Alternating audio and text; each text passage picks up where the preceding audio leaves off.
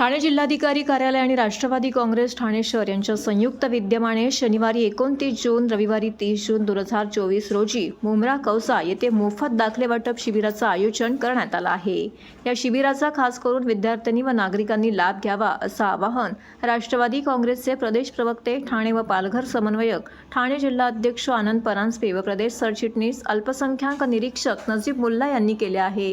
विद्यार्थ्यांना लागणाऱ्या अधिवास दाखला, उत्पन्नाचा दाखला, रहिवास दाखला, त्याप्रमाणे नागरिकांना लागणारे ज्येष्ठ नागरिक दाखला हे दाखले तत्परतेने काढून देण्यासाठी ठाणे जिल्हाधिकारी कार्यालयाची व राष्ट्रवादी काँग्रेस ठाणे शहर पक्षाची संपूर्ण टीम मुंब्रा व कौसा येथील दाखल्यांची नोंद करणाऱ्या ठिकाणी दिवसभर उपस्थित राहणार आहे। डॉक्युमेंट व्हेरिफिकेशन करून अपलोड करून रिसीट दिली जाईल आणि त्यानंतर आपला दाखला हा मोफत उपलब्ध करून दिला जाणार आहे।